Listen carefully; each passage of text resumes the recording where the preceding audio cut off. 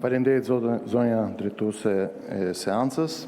Në fakt, ky është një ligj që flet për ratifikim marrëveshje të financimit të Ministrisë Financave, ose si më thënë ndryshe për të ratifikuar një borxh, një kredi që do të shërbejë sipas projektligjit që kemi për përmirësimin e rrjetit të transmetimit të energjisë elektrike në veri të Shqipërisë pas tërmetit vitit 2019.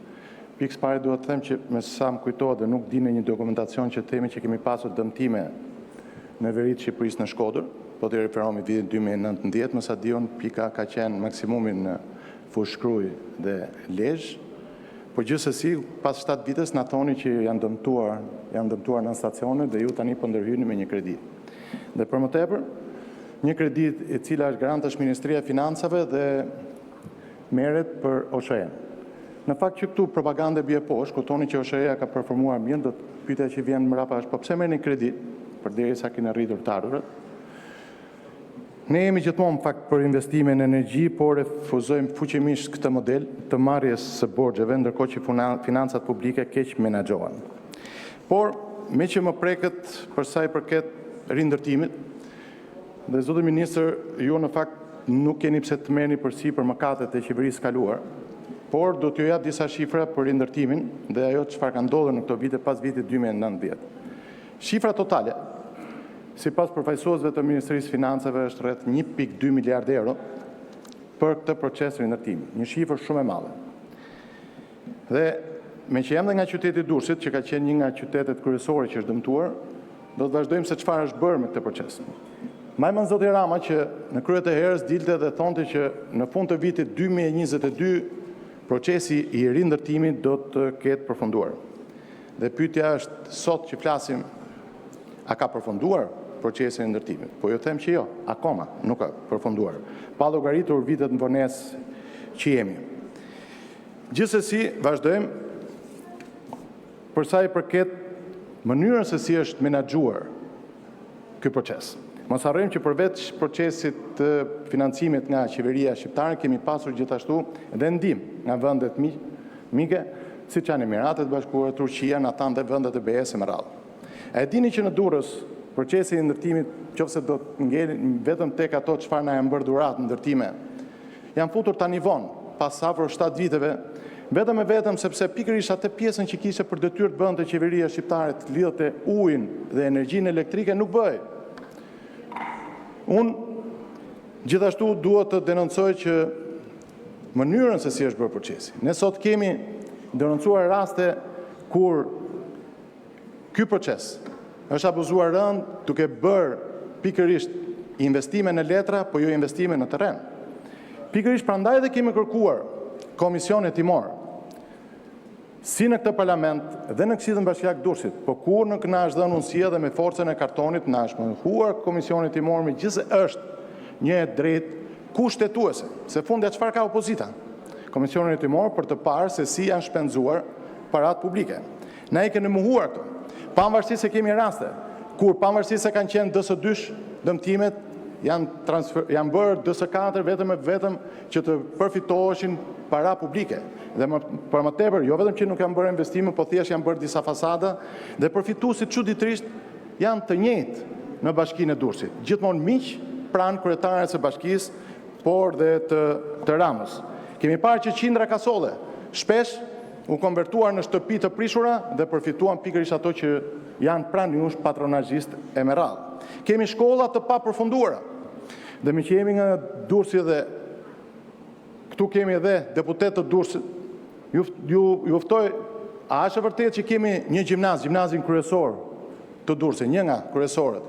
Gjimnazi Gjergj Kastrioti ka 7 vite që nuk është rindërtuar. Dhe pyetja që vjen, po mirë më si ka mundësi pas 7 viteve akoma nuk ka nisur projekti. Janë 7 breza fëmijësh në atë gjimnaz që e bëjnë shkollën me 2 turne, ose më mirë themi në turn të dytë. A ndikon kjo të këto nxënës? Po si ka mundësi që vini thoni është i suksesshëm, ku po ju them gjimnazin nuk keni bërë, dhe janë dhe disa shkolla të tjera. Pa llogaritur që edhe shkollat që keni bërë, i keni edhe pa palestra, pa plotësuar dhe kushtet minimale. Dhe me që jemi tek gjimnazi Gjergj Kastrioti, po bëj një sugjerim, pavarësisht se e di që nuk do ta merrni në konsiderat. Po mirë, po pse të paktën nuk gjeni një vend afër? Siç është detyria përgjithshme e kurullave, se me sa di ja keni vënë syrin për ta kthyer në ndërtim. Se detyria përgjithshme e kurullave, zotë ministër, siç ju e dini, do transferohen në Tiranë apo jo? Na jepni atë vend, ta bëjmë shkollë për nxënësit e Durrësit. Po qëse nuk u bëka kjo, na jepni rektoratin e Universitetit UAMD-s. Sepse projekti që kemi për kampus universitar tani më ka ecur, është e vërtet, se nuk kam një listë mohoj çdo gjë. Zhvendosin UAMD-n të tërën në kampus dhe bëjmë pikërisht rektoratin e bëjmë gjimnaz. Apo janë parëndësishëm fëmijët, janë parëndësishëm nxënësit. E keni më kollaj të jepni leje ndërtimi, të jepni miqve tuaj se bëni një shkollë dhe flisni ju për arritje. Ju s'doni fëmijët e juve. Ju jeni nuk di çfarë t'ju them. Po çfarë po na thoni? Ky është procesi i ndërtimit? Po mirë, mund më thot dikush një tjetër gjë. A është e vërtetë që kam mbi 3 vite që qytetarët e Durrësit pas vitit 2023 nuk kanë marrë bonus qerat? Po a keni në ligj VKM që ato që jetojnë jo në shtëpi, pra që jetojnë me qerat, duhet t'i paguani bonus qerat? Pse s'e jepni? Ministria e Financave thotë që ja kemi dërguar bashkisë. Dhe unë e vërtetova, po është e vërtet.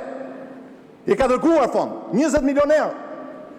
E patë ullës kryetarja bashkisë Sako, mos ja japi hallëgjive banorët qytetit Durrësit. Turbi madh, po shkoi të bënte hidrovorin dhe si e ndroi, që mos firmoste vetë bëri me vendim qiellët bashkiak. 20 milion euro, paratë e hallëgjive duhet e jepë miqve të vet. Dhe sot akoma nuk e ka marrë në dorëzim. Po ka gjë më kriminale si ti heqësh paratë hallëgjive, mos japësh bonus qerat atyre pensionistëve me 80 apo 120.000 lekë. Dhe të bësh hidrovorin. Pse?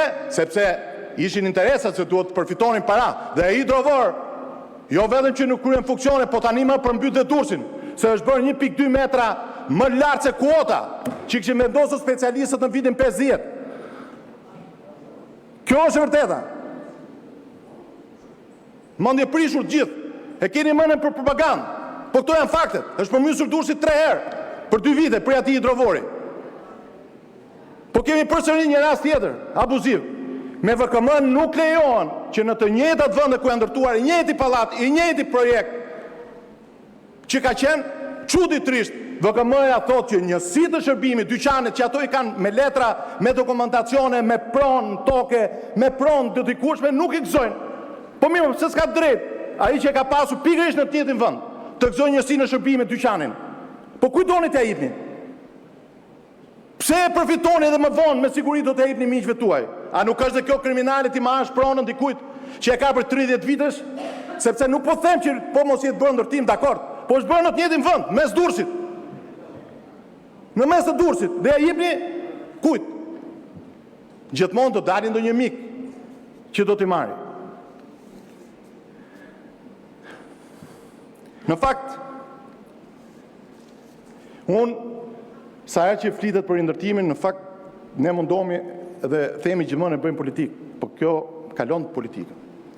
Dhe tani shpesh flitet që drejtësia do të vijë një ditë. Dhe unë mendoj që ne drejtësinë nuk e kërkojmë thjesht se duam të fusim dikë në burg, jo. Se në fakt ajo është drejtësi e mangët shumë. Dhe nuk e di do të vinë ndonjëherë në Kotë Ramës, se nuk besoj kur.